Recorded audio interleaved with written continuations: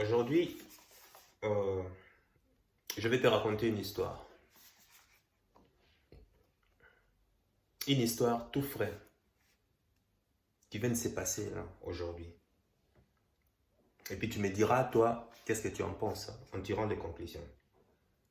Ça relate, en fait, cette histoire relate, en fait, l'esprit des pauvretés qui gangrène vraiment la majeure partie des gens. Et quand je parle de pauvreté, ce n'est pas simplement pauvreté par manque d'argent, parce que la personne à qui s'adresse la personne qui a commis, enfin, dont je vais te raconter l'histoire, en fait, c'est une personne bourgeoise qui a une famille aisée. Mais malheureusement, par manque d'éducation financière, ces personnes perdent de l'argent tous les mois, sans pour autant le savoir. Des vrais passoires. Au fait,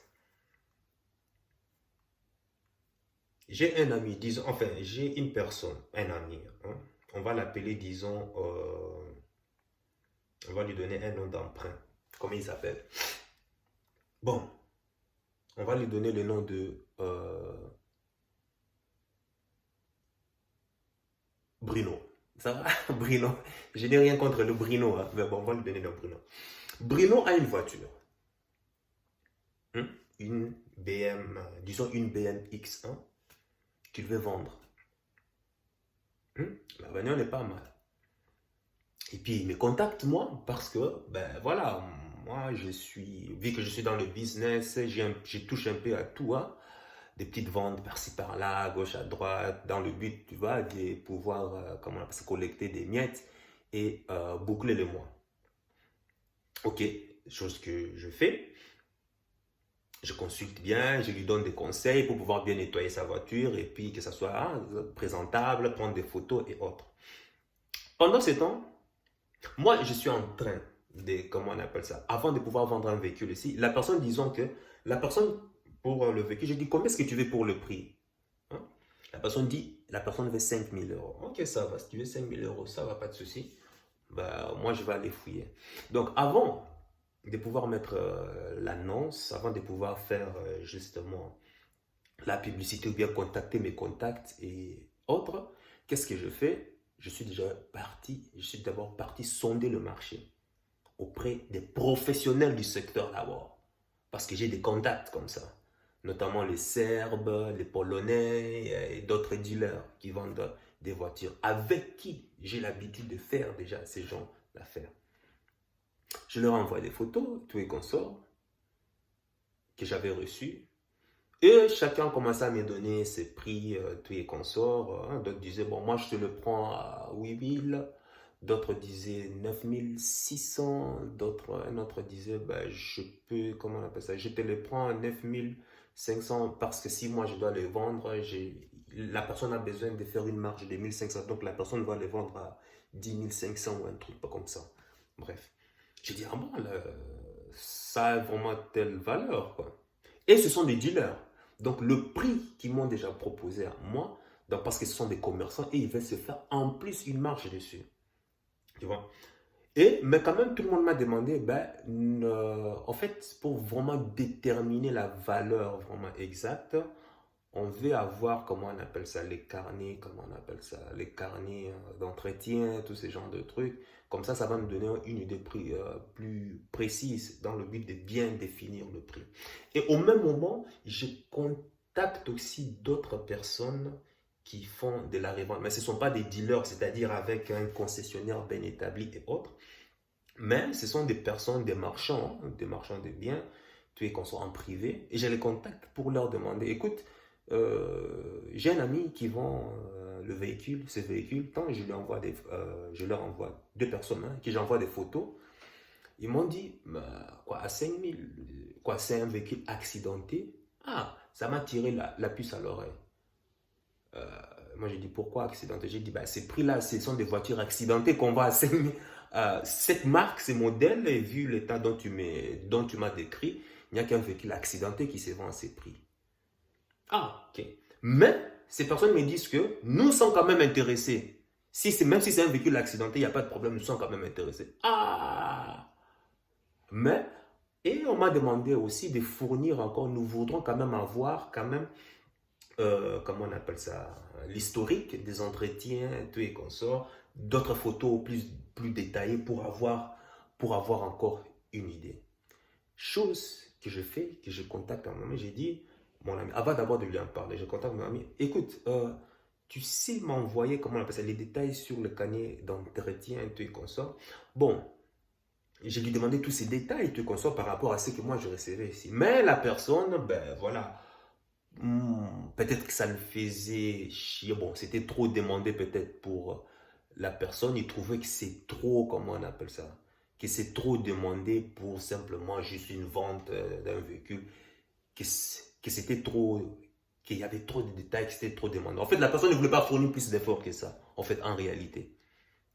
Voilà.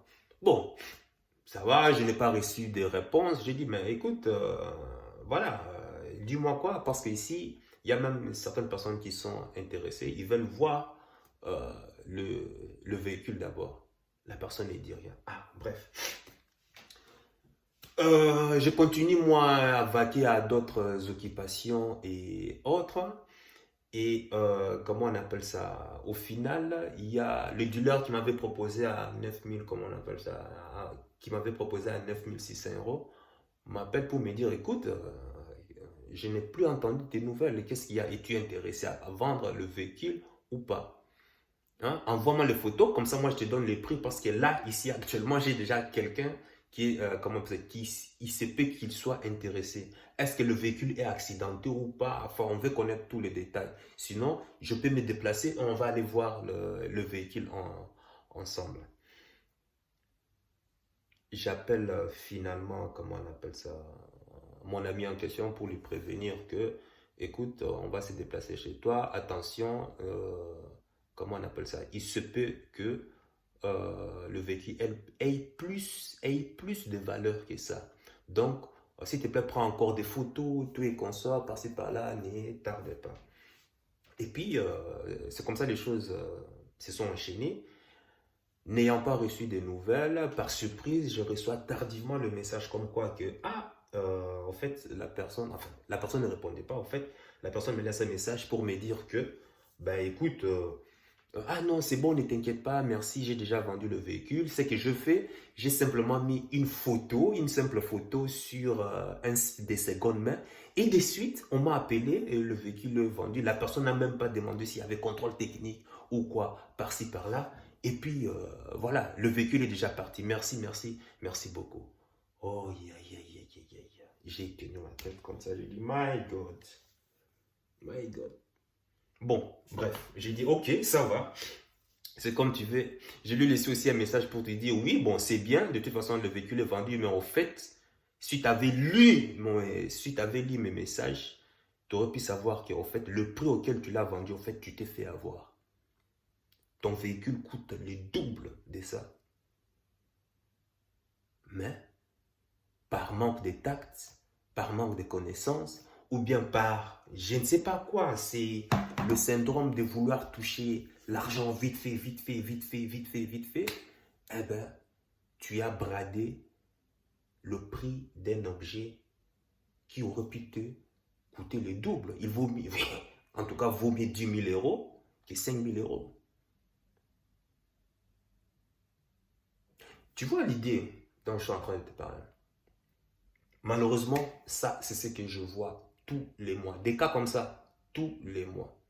J'ai encore aussi une personne aussi qui vend des objets. Enfin, c'est pas qu'il vend, mais il est en contact avec des personnes qui vendent des objets d'art, des collections et tout et comme ça.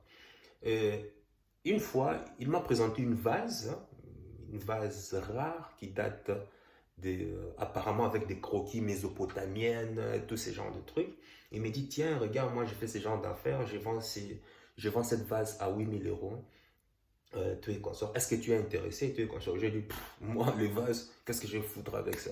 Ça intéresserait plutôt, comment on appelle ça? Il y a des, comment on appelle ça? Il y a des marchands ou bien il y a des personnes qui font ces gens, qui collectionnent ces genres d'objets. Peut-être eux connaîtront la valeur. Écoute, ce qu'on va faire, Donc toi, tu proposes 8 000 euros, mais il n'y a pas de problème. Moi, je vais me charger de le vendre, mais quand même, je mettrai quand même un prix au-dessus pour avoir la différence. Ok, il n'y a pas de souci. Moi, qu'est-ce que je fais? Je vais contacter des gens. Déjà, je ne vais même pas contacter les gens. Je vais d'abord mettre l'annonce sur des sites d'annonces spécialisés pour ces genres de trucs. Et de suite, je me fais bombarder par des messages, quoi. Oh, qu'on veut la vase en question, qu'on veut avoir la vase. Et j'ai dit, ah tiens, peut-être le prix est trop bradé. Qu'est-ce que je fais? J'ai doublé le prix. Et malgré ça, je reçois encore des appels. Ah, il y a des personnes qui sont intéressées, d'autres sont en train de discuter. Écoute, on te le passe à 14 000. J'appelle mon ami en question pour lui dire, écoute, j'ai trouvé des personnes qui sont intéressées. Il faut que tu me, comment ça, que tu me passes que tu me donnes justement l'objet en question pour que moi j'aille finaliser, comment on appelle ça, euh, la vente et autres. Je te passe les détails. En gros, la personne m'a fait comprendre, ben écoute, justement, j'ai proposé à mon ami, à son ami collectionneur qui fait déjà ce genre de jeu, il s'est permis il m'a proposé 7 000 euros, chose que, ben, voilà, j'ai accepté. J'ai dit, my God. J'ai dit, tu sais combien c'est? Oh, mais lui, c'est un professionnel, c'est un marchand, voilà, à ces prix-là, donc c'est bon, quoi, juste 1 000 euros. J'ai dit, mais non, c'est un marchand parce qu'il sait qu'il va faire de l'argent avec.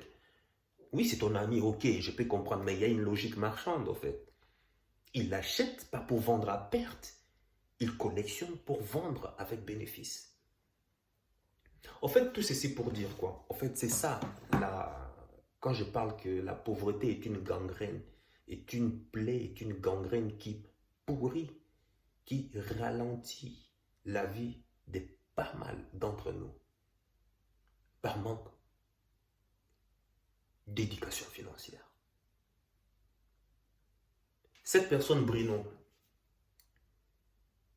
il vend une voiture à 5 000 euros qu'il estime, je ne sais pas comment, mais parce qu'il a besoin d'avoir l'argent rapidement, il ne se rend même pas compte de la valeur de l'objet qu'il a.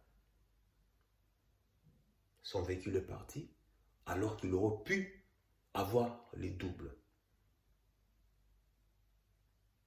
Et ce Bruno-là s'est dit, bon, écoute, c'est mieux que rien. Et ben voilà, le langage des pauvres, c'est mieux que rien.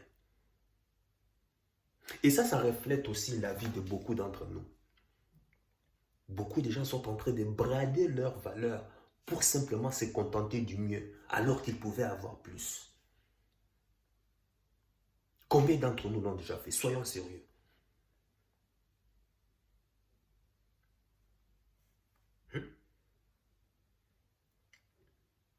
N'accepte pas la moitié de ce que tu voulais avoir parce que ce que tu as maintenant est mieux que ce que tu avais avant ou bien est mieux qu'ailleurs. Combien de gens ont bradé leur vie? Combien de gens ont bradé leurs valeurs pour se contenter simplement du mieux?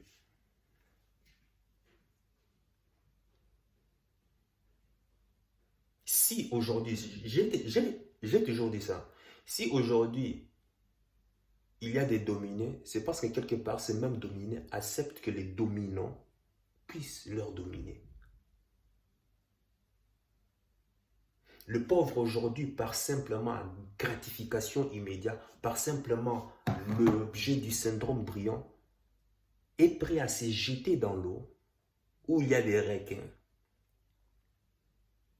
en pensant que ben, c'est du poisson, mais alors qu'il est en train de tomber dans le monde des requins. La logique veut quoi? Que quand tu veux d'abord vendre quelque chose, peu importe, hein, quand tu veux vendre quelque chose, il faut d'abord se renseigner. Quel est le prix du marché? On analyse d'abord le marché. Et en connaissant le prix du marché, on essaie maintenant de s'ajuster. Moi, quand je vois un objet, peu importe. Quand je connais le prix du marché, j'essaie toujours de me situer, bon, quand c'est des petits business comme ça, j'essaie toujours de me situer au-dessus du prix du marché. Pourquoi? Parce que la page de vente que je vais faire pour cet objet va séduire, va persuader, va faire fondre, va donner envie aux clients, aux prospects de pouvoir acheter justement mon bien. C'est-à-dire, la manière dont je vais présenter l'objet sera tout à fait différente de la manière dont d'autres marchands présentent leurs biens dans, sur la marketplace. Parce que je vois simplement des gens qui viennent mettre le prix, ils mettent simplement les caractéristiques, et puis basta, comme ça. Moi, je ne fais pas cette logique. Si tu suis cette chaîne, tu sais qu'on parle toujours en termes de bénéfices émotionnels.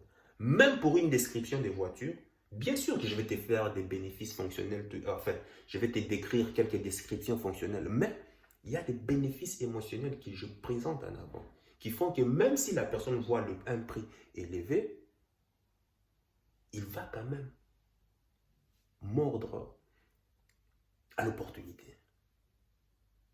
Mais toi, aujourd'hui, par simplement l'objet du syndrome brillant, par simplement le cœur qui bat la camade, le cœur qui bat la camade pour simplement avoir de l'argent, tu te contentes du mieux, alors que tu aurais pu avoir plus. Tu vois? Et ça, j'envoie ça. En fait, j'envoie ça tellement tous les mois. Enfin, tous les mois, il y a 2, 3 cas comme ça que je vois que c'est tellement que je dis, ben voilà, les gens sont pauvres. Et la personne, bon, la personne n'est pas pauvre. La personne a, comment on appelle ça, a une bonne situation, comment on appelle ça, une bonne situation stable. Hein.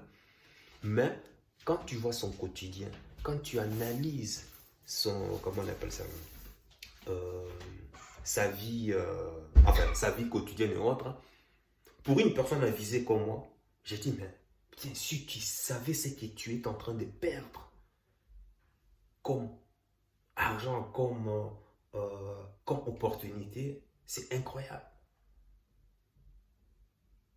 Une personne à l'aise financièrement, mais qui tous les mois est en train de perdre de l'argent. Et ça, j'en vois comme ça plein de mois. Je vois aussi plein de mois qui ont des talents incroyables, mais simplement parce qu'ils ont préféré se contenter du mieux, sont restés à l'escale de leur vie. Alors qu'ils ont oublié qu'au départ, ils avaient une destination à accomplir. Mais ils sont arrivés à une escale parce qu'à cette escale, ils ont quand même mieux que ce qu'ils avaient avant. Alors ils se disent que non, ben voilà, je vais me contenter de ça et je vais faire ma vie ainsi. C'est ça la raison de ton existence. Beaucoup d'entre nous sont comme ça. Excuse-moi, je suis enrhumé. Nous luttons pour vivre la plénitude de notre existence. C'est battre, donc, c'est battre pour ce que nous méritons. Il faut se battre pour ce que nous méritons et non pas simplement de se contenter des miettes, alors qu'il y a des pains en abondance. Tu n'as jamais mangé du pain toute ta vie et aujourd'hui on te présente les miettes, tu sautes dessus, tu commences à me baver et tu te dis que ben voilà, c'est bon, moi je m'arrête ici parce que j'ai les miettes. Mais tu sais qu'il y a du pain en abondance. Ton objectif de départ était d'avoir du pain en abondance. Mais aujourd'hui on te présente des miettes, tu te contentes du miettes et tu restes là sur place. À une escale de ta vie. Alors que tu as fait fi à ta destination. Je peux comprendre que la vie peut être difficile. J'ai aussi traversé, j'ai fait faillite. Je me suis retrouvé dans des déboires financiers. À un certain moment, j'étais obligé de me contenter des miettes. Mais est-ce que cela veut dire que je devais au moins accepter de rester dans cette condition éternellement? Non, non, non. Oui, j'ai mangé les miettes, oui, mais maintenant je veux du pain. C'est comme ça qu'il faut être. Maintenant je veux du pain. Mais toi, tu préfères te contenter des miettes. Ta mère t'a porté pendant 9 mois. 9 mois dans le ventre pour venir dans ce monde et commencer à se contenter que de miettes. Vraiment. Tu as gagné une course parmi des milliards et des milliards d'individus. Et aujourd'hui, tu arrives dans un écart de ta vie parce que c'est mieux que ton... comment on appelle ça? D'où tu viens, ou c'est mieux que ce que tu avais avant. Tu te dis que non, ben ici, moi, je vais finir ma vie. Et ben c'est comme ça. Vraiment. Vraiment. Tu as gagné une course parmi des milliards d'individus. Et aujourd'hui, voilà où tu te contentes. Même toi, ma soeur, tu avais un objectif au départ. Aujourd'hui, parce que tu as rencontré un homme, bon, disons qu'il a une gueule, on dirait une piste d'atterrissage, hein, ou bien un visage, on dirait, comment on appelle ça? Tu t'es dit, bah écoute, parce que il pourvoit à mes besoins, parce que j'ai quand même un peu mon petit confort, tout et consort, ben voilà, je préfère, voilà, on vit mieux, c'est le plus important. Mais est-ce que c'était ton, est-ce que tu es heureuse? Est-ce que c'était ton objectif de départ? Hein? C'était ça ton objectif de départ. Avant de pouvoir te mettre en couple, qu'est-ce que tu voulais? Qu'est-ce que tu avais listé comme objectif? Quel genre d'homme tu voulais? Mais simplement, parce que tu t'es contenté du mieux, parce que bon, de toute façon, tu te dis, bon, après tout, il n'est pas mal. Il peut voir un peu mes besoins, il peut voir un truc. On ne peut pas se plaindre. Mais est-ce que tu es pleinement heureuse? Es-tu pleinement heureuse? Oui, il pourvoit à tes besoins, mais est-ce que c'est ce que tu voulais comme objectif de départ? Beaucoup d'entre nous sont à l'oasis. Même, enfin, je veux dire, même dans le désert, il y a des oasis, il y a de l'eau. Tu es en train de marcher dans le désert de ta vie, tu vois une oasis, tu te dis, merde, quoi, enfin de l'eau en abondance. Et puis, ben, tu t'arrêtes là, tu crées, comment on appelle ça, tu crées ta maison, tu crées, tu fais de l'agriculture, pensant que c'est ça la destination de ta vie. Alors que tu oublies qu'il y a un océan en abondance, hein, qui t'attend. Un océan dans lequel tu aurais pu, comment on appelle ça, consommer, boire de l'eau pendant toute, je ne sais combien de temps. Mais tu vois une oasis dans le désert qui te dit que non, c'est bon, ben voilà, je m'arrête là.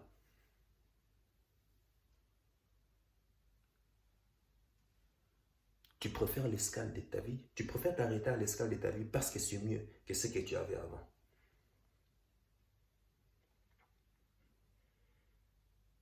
Si tu penses que tu mérites mieux, ne reste pas là. Peu importe ce que tu fais dans la vie. Et rappelle-toi les raisons pour lesquelles tu as commencé. Ne reste pas coincé dans l'escale de ta vie parce que c'est mieux que ce que tu avais avant. J'ai connu beaucoup de gens ici qui ont quitté l'Afrique. Hein. C'est vrai, c'était la misère, c'est vrai, c'était la galère, tout et comme ça, mais ils avaient des objectifs grandioses. Il dit qu'en venant travailler ici en Europe, parce que de toute façon, pourquoi est-ce qu'on vient en Europe? La majorité, si ce n'est pas pour les études, c'est simplement pour travailler, c'est tout. Hein. Pas plus ni moins. Ils sont venus, ils disent qu'on va venir travailler, on va faire de l'argent et on va répartir, reconstruire le pays. On va répartir, accomplir des grandes choses au pays. Mais aujourd'hui, ils sont arrivés ici, on leur a donné un petit boulot, ils ont un salaire, ils ont commencé à avoir, oh merde, on peut avoir accès au crédit. Ah, maintenant on a accès au crédit, on peut acheter une maison. Maintenant c'est une maison, maintenant on peut acheter une voiture. Ils ont une vie confortable, ils ont une vie, on les considère maintenant comme des personnes de la classe moyenne, qui ne sont plus des personnes pauvres. Ils se disent que non, après tout c'est mieux. Ah non, on reste ici. Ils oublient leur rêve de départ. Et ils se sont contentés du mieux. Mais est-ce que c'était ça ton objectif?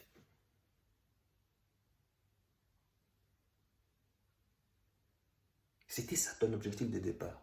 Beaucoup d'entre nous sont comme ça. Le syndrome d'objet brillant, la gratification immédiate.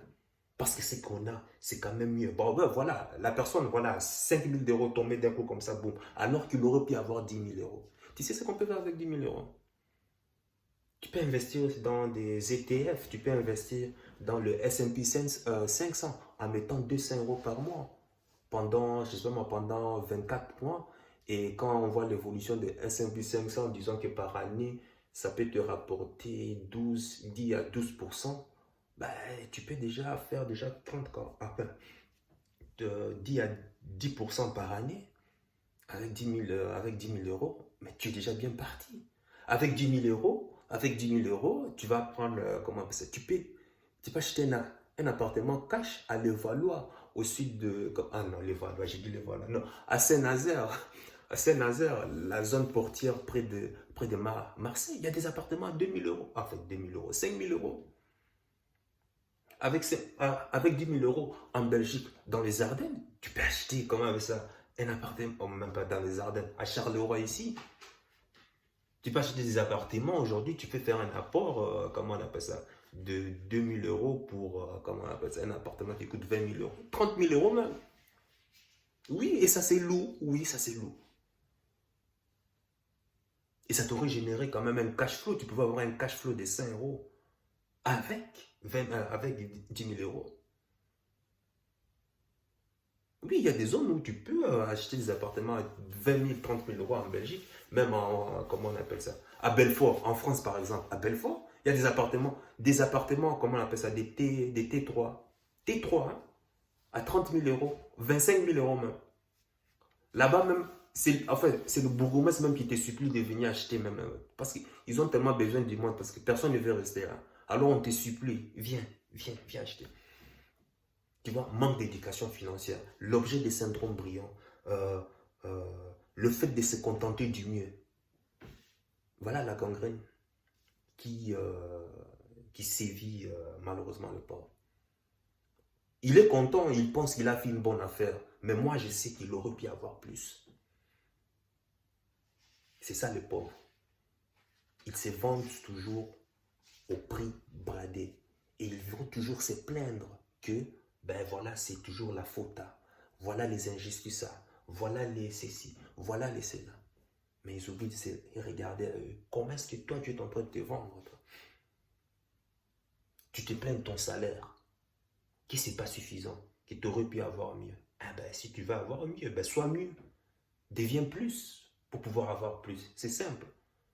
Mais parce que devenir plus demande plus de travail, plus de trucs. Non, là on ne veut pas.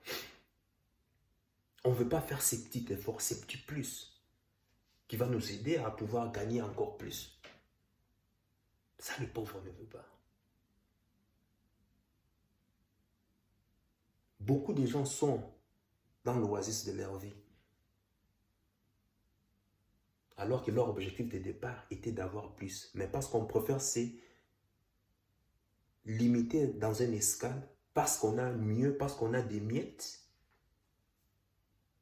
par rapport à notre vie passée, on se contente de cela. Mais on oublie nos objectifs de départ. C'est grave, hein? C'est honteux.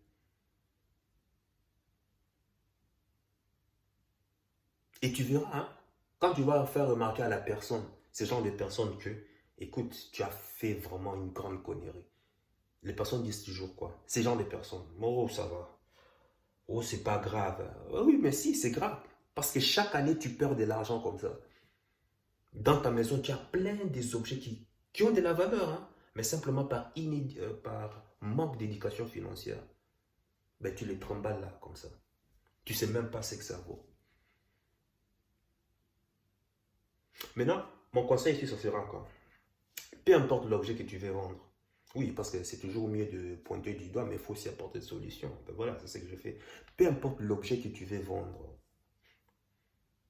avant de pouvoir vendre quelque chose, essaie toujours de demander aux acteurs du marché qui sont, comment on appelle ça, les acteurs, enfin quand je parle des acteurs du marché, les personnes qui vivent de ce business model, pour connaître leur avis, pour connaître leur opinion. Et à partir de là, renseigne-toi aussi pour connaître quel est le prix du marché. La personne vend ce véhicule pensant que voilà, c'est une vieille voiture, alors qu'il ne sait pas que ça a de la valeur. Parce que BMW a une histoire.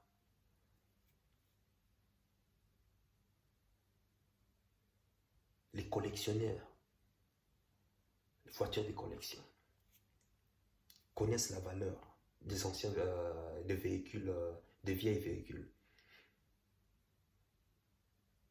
Pourquoi? Parce que la personne était pressée d'avoir l'argent vite fait. comme ça.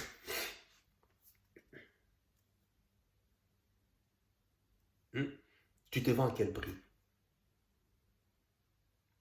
Si tu n'es pas content de ce que tu as, si tu n'es pas content de ce que tu es, si tu n'es pas content de ce que tu fais, ben réanalyse tes objectifs. Réanalyse-toi par rapport à ton objectif de départ.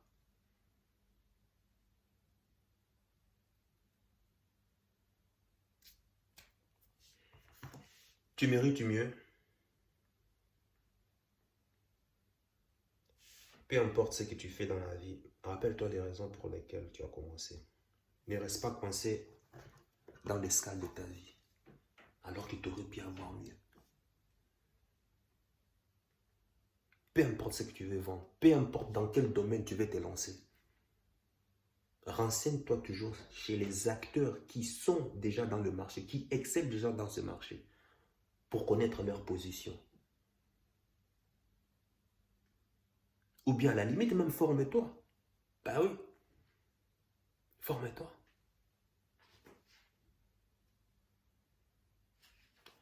Bref, dis-moi dans les commentaires, je veux que tu me dises ceci. Toi, qui regardes ceci, quel était ton objectif de départ dans la vie en général? Hein? Peut-être ça peut être il y a 10 ans, peut-être ça peut être il y a 20 ans, peut-être ça peut être il y a 30 ans. Et aujourd'hui, où t'en es? Quel est le bilan?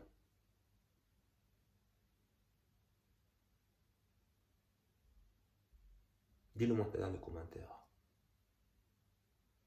Puis, sache que ton cœur sait déjà ce que ton cerveau essaie de comprendre. C'est toujours la voix de ton cœur. Connais déjà le chemin.